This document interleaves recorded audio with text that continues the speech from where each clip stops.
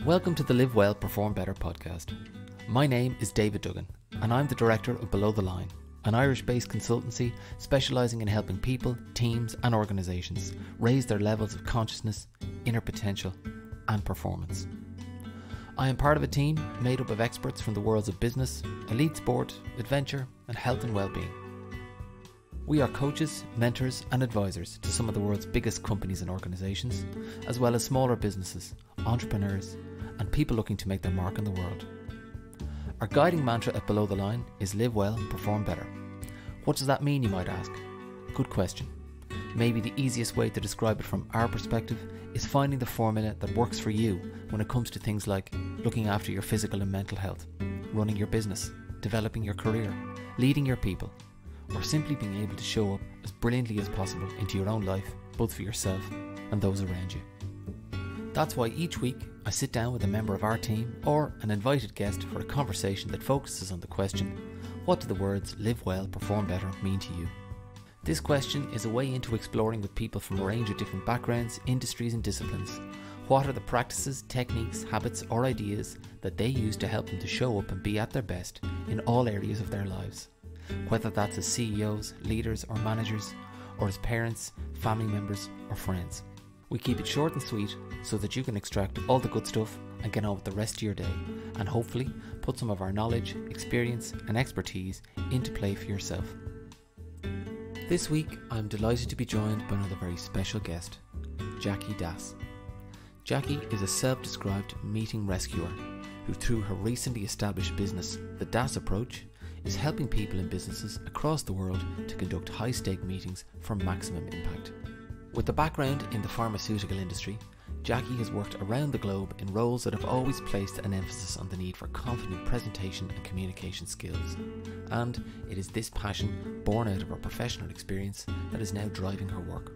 In what was a fascinating conversation, we covered a range of topics, including the most common mistakes made by people in meetings, confidence and its role in helping us to have productive meetings with positive outcomes, and bridging the digital divide when hosting in-person and online gatherings, as well as the importance of not always looking for advice and why everyone should take a gap year. You can subscribe at www.belowtheline.ie, where you can stay up to date with our podcast as well as our exclusive online events and sessions, including our Press Pause coaching community. Thanks for listening, and now on with the show.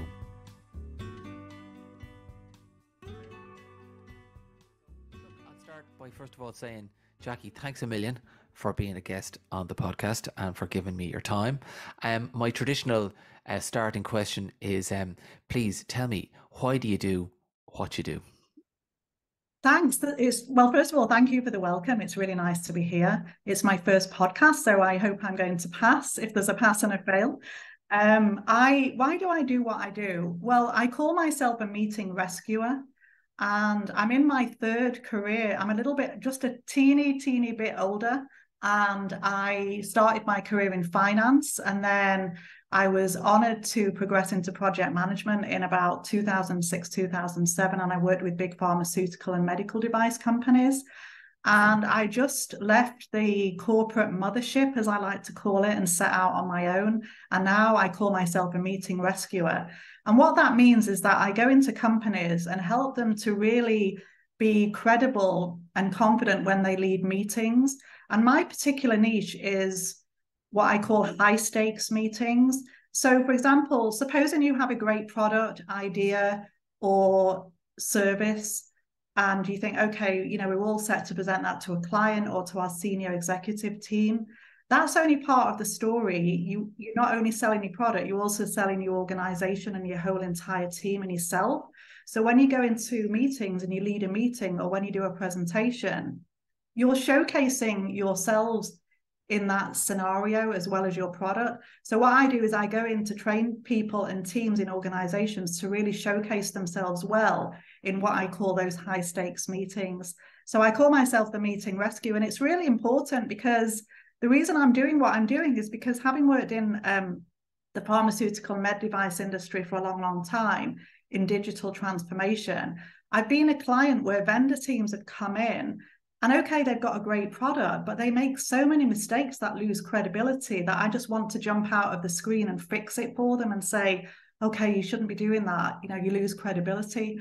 And so that's what I do. I've developed a 2-day training around that, and I go into companies and help them with that. What do people, in your experience, get most wrong about either preparing for meetings or handling meetings? So quite a lot of things. I could speak for 2 days about this. Obviously, it's not a 2-day podcast. The first thing that people need to do is show up professionally as a team. And you'd be really surprised. To me, that seems really obvious. To me, that seems obvious. And to you, that probably seems obvious. But you'd be so surprised. I saw a vendor coming in to sell a $1 million system, come into a big pharmaceutical client, and I was the project manager. And it was a 3-hour meeting, and not a single one of them turned their camera on for the whole meeting. So things like that are really obvious. And then I've seen people who really just can't keep the meeting in focus or can't steer it towards an outcome, or they read from the PowerPoint instead of trying to really engage the audience with what the system can do and how it can solve their problems. And when we're on the client side, we're filling out a scoreboard, and it's not just the product that we're scoring the team and the organization and saying, well, do we really want to work with this team, a team that doesn't show themselves on camera in the first ever meeting? Do we want to work with this team? And the answer is no, we don't. So it's things like that that seem obvious, but they're not always obvious. It also seems to me that you're probably having to work with people to really get them to understand the impact that they're having versus the impact that they want to have. How much of your work focuses on that side of things? Quite a lot of my work focuses on that. So one of the modules in the training is behaviors that lose credibility really fast. So for example, you know, the camera is a really, really good example, or interrupting other people when they're speaking is one of them, or arguing as I've seen vendors where they come on and showcase a product and they start arguing amongst themselves about what the product can do. So one of the modules that I teach, when I say teach, really it's a workshop where people come up with the solutions and work together to collaborate, is what are the behaviors that destroy credibility? And I get the participants to brainstorm the behaviors and come up with them themselves, and then we review them and what the impact is. And so that's a great question. It's self-awareness. Self-awareness is a big part of it. I'm guessing confidence has a big part to play in it as well. Again, how much do you have to work with people on their confidence? Again, a great question. A lot. So again, if you have a fantastic product, say ChatGPT, well, that kind of sells itself really. But if you have a great product and you have to be confident about your product, you can't be all kind of, you know, wimpy and timid and going in to sell your product. You have to showcase it. I think that's a great word. You have to showcase the product. And the way you do that is through speaking and presenting and leading meetings. I'm guessing as well, you've got to have strong confidence just in yourself. So there's product is important, but you, putting yourself out there in front of people and just being confident and comfortable in that. Again, I'm sure that that's probably something you see an awful lot of, where people are probably the opposite of that. I do see that. And also it is cultural to some extent. So right now, for example, I've worked in the USA, I've worked in the UK, I've worked in Ireland, and now I'm here in Hungary. There is a big difference in terms of where people come from and how comfortable they are with showcasing themselves and being confident and credible. So yes, I do see a lot of that. Yeah, and some people are really uncomfortable with doing that. It's not natural to them and they feel it's showing off. And I think there's a fine line between being confident and showing off. And that's really the sweet spot that we have to get to. Just off air, we were talking about Toastmasters and your journey with Toastmasters, and I can see obviously the strong parallels between what you do now and Toastmasters. But can you just tell me a little bit more about that? Why, where did that come from, and how does it find expression in your work at the moment? Well, Toastmasters is actually the reason why I'm here now. Toastmasters saved me from my own timid shyness. So like a lot of people my age, my parents always said, don't speak until you're spoken to. That was a mantra that I heard all the time from my parents. And when I went moved to the USA in 1999, the first thing I noticed was that everybody I came into touch with seemed to be way more confident than me and really spoke very well and weren't nervous about speaking up. And I had what I would call severe stage fright ever since the age of 17 or 18. If I was in a meeting, I couldn't even introduce myself. I was so scared. And then I was sent on a leadership conference in Arizona in 2006, 2007. And it was a great conference. And at the end of it, we had to do a presentation. And guess what? That was the one thought that dominated my entire week. I didn't enjoy the conference one little bit because I was so scared of the end of the week presentation that I had to give. And that was the defining moment for me that I decided I've got to do something about it. And I joined Toastmasters. And I've been a Toastmaster for 15 years and it's really helped with my confidence so much. But it's a journey. For me, it's been 15 years. It's not something that you can really dip in and dip out of. You have to be consistent and keep doing it. It's slow and baby steps. If I think about the parallels between, say, Toastmasters and meetings, obviously the first thing that comes to me is speaking up at meetings. What's your advice for how people should try and do that in a way, going back to the phrase you used earlier, that minimize behaviors that lose credibility? Because my sense is in a lot of organizations, it's obviously safer and easier to stay quiet and shut up during the meeting. And after the meeting is over, then we can have our back channel conversations about et cetera, et cetera. So what's your advice on how to pipe up and be loud, if you like, or be influential at meetings? The biggest thing is the fact that we're all learning all the time, and it doesn't matter how old you are, you're always learning something. Today, I had a meeting and I learned something. I just came back from the meeting. I learned something about energy, that energy is contagious. And somebody who spoke before me had high energy. And because of that, I had high energy because I caught his energy bubble. But the biggest thing is that we have to speak up. We need more people to speak up in the world. And I don't just mean speak up on social media, because that's the easy thing, but we have to use our voices to make ourselves heard and known and to get our message across. And the human side is really, really important. Even though AI is becoming more and more a part of our worlds now, we have to use our voices. So that's really what I've learned from Toastmasters, as well as being a great community of people. I love that role, if you like, the meeting cynic. There's obviously a meeting leader. Are there other characters that you come across or that you help people identify in your work? My advice would be that it's really up to the meeting leader to create the environment and the safe space. So it's really an emotional intelligence thing. So if I'm going in to lead a meeting, what I would want to do is make sure that people have that safe space to speak up. So that means if they're interrupted, I would step in and say, please let this person finish what they're saying. Or if somebody's attacking their idea as the meeting cynic, that's what I call the meeting cynic, then, just give them the safe space. And there are really simple techniques to get people to speak up. And one of them is called the silent technique. I call it the silent technique. So if you say, David, you go into a meeting and you say, you know what, I want everyone's ideas on how we double the size of our business in the next 2 years. And you go into a meeting with 10 people, so maybe you get 2 people speaking up and everyone else is quiet. What you can do is put that idea out there. I want everyone's ideas on how we double our turnover, and then give them 10 minutes to work in total silence. So no one's piping in, no one's interrupting, everyone is quiet. And then say, okay, let's put all our ideas on the board, or if you're on a remote call using a tool like Miro. So that's the way of getting everybody's ideas out, because some people don't like to speak as well. So, but you still want them to contribute. So really, to me, it's down to the meeting leader and the facilitator to be aware of what's going on in the meeting. And it's all down to active listening as well. You already alluded to this, the idea of the leader trying to create the right type of environment that will enable that silent majority to feel more able to speak up. And you're right, it's not just raise your voice, but use some techniques that will help people just step into the meeting a little bit more, it seems. There are, and I'm doing a video series on this on LinkedIn, so I'm just going to put that out there. I do a 1-minute video, and tomorrow is going to be the meeting cynic. So there's the interrupter, there's the person who talks over people, there's the interrupter, there's the hijacker.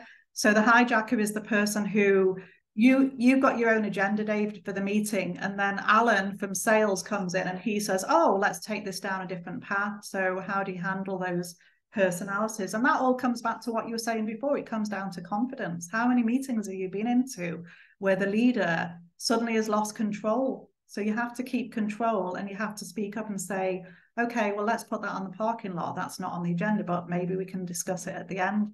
There are lots of characters: the hijacker, the interrupter, the cynic, the vocal few, the show off, the person with their own agenda. There are so many, and I'm doing a whole series of videos on this. You already alluded to this, the idea of the leader trying to create the right type of environment that will enable that silent majority to feel more able to speak up. And you're right, it's not just raise your voice, but use some techniques that will help people just step into the meeting a little bit more, it seems. Yeah, and you can also use things, if it's a remote meeting, you can also use the chat or something like a Miro board to get people to contribute if they don't want to speak up, but they still want to get their idea across. So there are lots of little simple things that you can do to get everyone's contribution, because as you alluded to earlier, the worst thing is when a meeting is held and you've got agreement and then everyone goes out, and some people start having what I call the after party meeting, where they're like, okay, the party's over, now let's have the after party. This is what we really should have done in the meeting. If I branch out a little bit more broadly, just to ask you about our strap line in Below the Line, which is live well and perform better. I always ask my guests just for their take on what that means to them. So please tell me, what does that mean to you? Okay, and I've got some notes here that I'm going to have to, because I did some preparation. Yeah, so for me, and this is all personal to everybody, so this is really, really personal to me. So I've got, the usual things like diet and all that kind of stuff. We could reel those off, and I'm sure lots of people would say that. But for me, it's community. Find a community that inspires you, that are like-minded people. And whatever community that is, it could be knitting, it could be crocheting, it could be Toastmasters, it could be church. Just find a community that you feel really comfortable in, that really lifts you up. I think that's very important. The other thing that I do, that I recommend, that I do for me, is a lot of people focus on keeping their health fit and their body fit. But for my mind, I started learning the violin 10 years ago. And the reason I did that was because I wanted to do something that would keep my hand-eye coordination and my brain in shape. And I don't think I don't see enough recommendations on LinkedIn or elsewhere about how to keep your brain in shape. And I think that's something, especially when you look at the stats on dementia and those kind of things, we all need to work towards keeping our brain in shape. Yeah. So those are a couple of things I do. Wow. How's your violin playing now? I need to get to Ireland, because the music I play is Irish music. Oh, wow. And I need to get to Ireland. So it's doing pretty well. I try to do like 20 minutes a day. I need to get out and do a little bit more. It's like everything, finding the time, but it's not too bad. And it keeps my brain engaged, and hand-eye coordination and all of that important stuff. I love it. I love it. You mentioned, obviously, look, 20 minutes a day, music, Toastmasters, but is there anything else that you do on a daily or a weekly or a monthly basis that just helps you show up into everything that you've got going on as well as you possibly can? Not something that I do on a daily, monthly, or weekly basis, but I decided at the age of 55 to take a gap year. Why not? Most people at 18, they say, well, have a gap year between college and university. I decided, why can't I have a gap year at my age? And I was living in Phoenix, Arizona, and I just really grew tired of the corporate world. I felt burned out, and I just engineered it so that I could have a gap year. And I came all the way to Budapest, and that's a whole other story. And it was for a year, but I loved it so much, I stayed for 2 years. So I think every now and then, do something risky that really sets you on fire, really makes you fizz and gives you energy, because life can become really, really mundane, and you're never too old to take a break. And if you really want to do it, you can really make it happen. And I made it happen. And I'm not a millionaire by any stretch of the imagination, but I made it happen. I'm really proud of myself for doing that. Just coming to a different culture, walking into a city with no friends, just a couple of suitcases, nowhere to live. I didn't know the language. What that does for your brain and your mentality is unbelievable. So I recommend everyone should take a gap year, whether you're 18 or 85, take that gap year. Fantastic. What an answer. And I guess to add to that as well, obviously, you're now an entrepreneur. You set up your own business. So I guess the gap year has kind of maybe it sparked a complete life shift in many ways. Yes, it really, really did. And the entrepreneur journey is not an easy one, as you yourself know. There are days I don't want to give the impression that I'm all kind of, and always energetic and inspiring. The reality is I'm not. I had a tough week last week where I was thinking, should I even be doing this? So everywhere on our journey, we have those slumps where we're thinking, what the heck am I doing?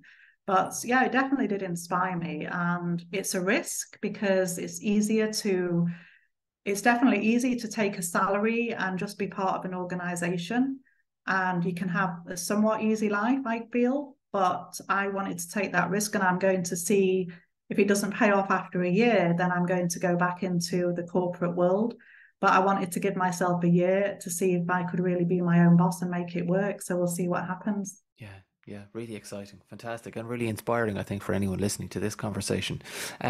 You mentioned burnout there a couple of years ago, and obviously you're on the outside of the corporate world looking in now and dealing with an awful lot of businesses, in terms of what you're doing in terms of high stake meetings and preparation for meetings. But what are some of the key issues you think that are occupying the minds of people in organizations at the moment?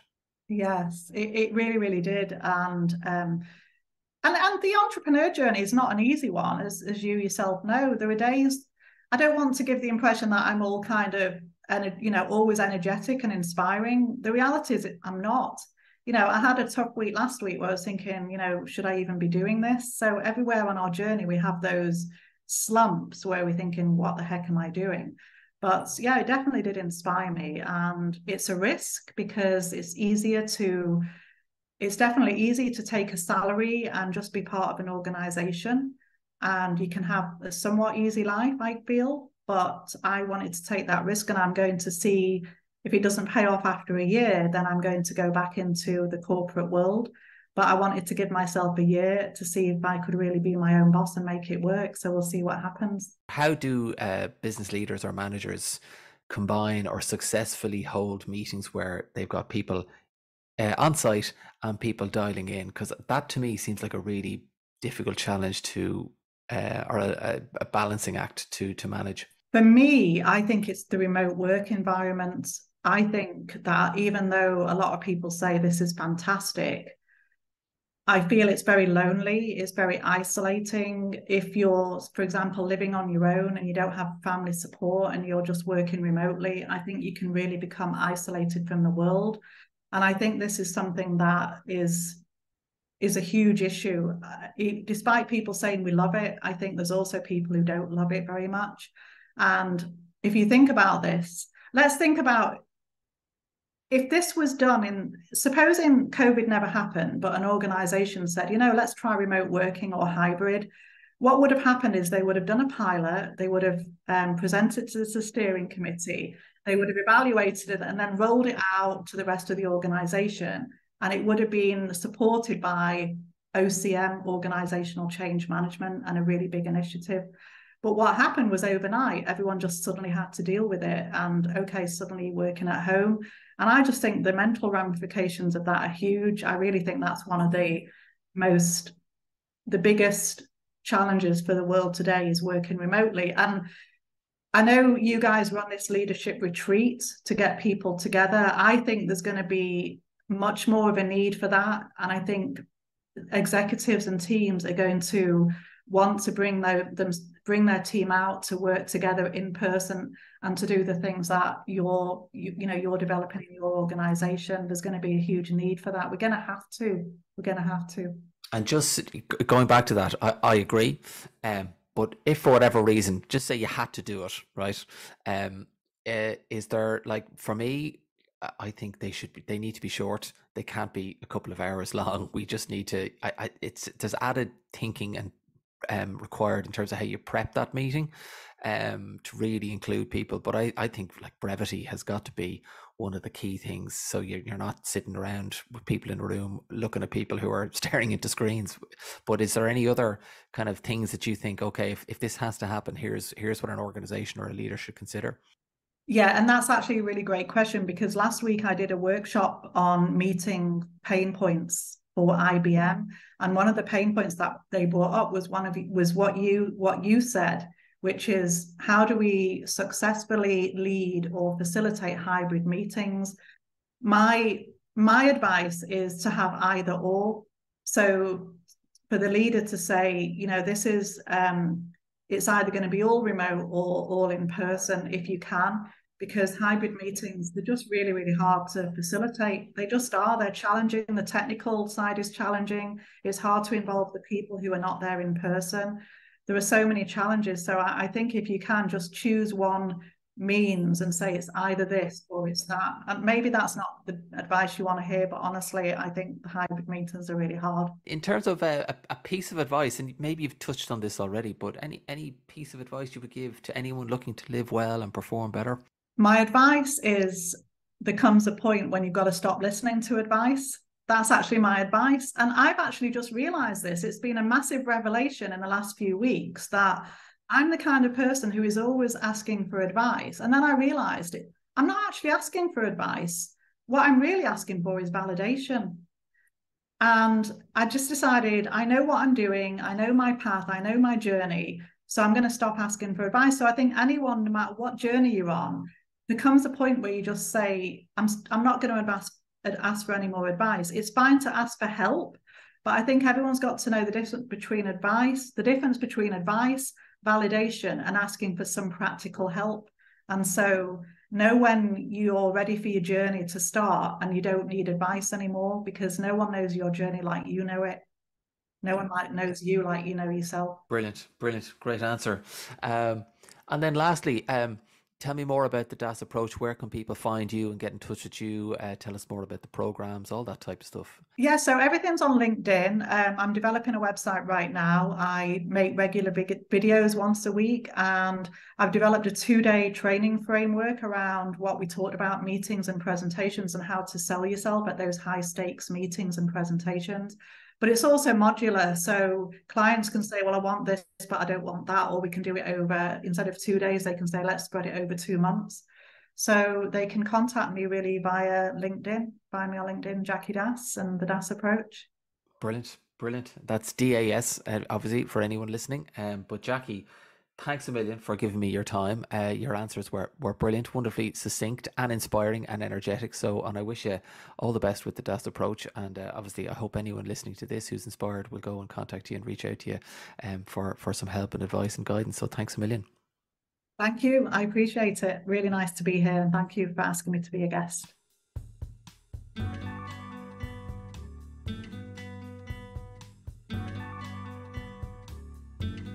Thank you so much for listening to this week's conversation. We hope you enjoyed it. If you like what you heard and you want to stay in touch with us, then please head over to www.belowtheline.ie to subscribe to our mailing list and to explore our upcoming programs and events. Until then, take care and see you next time.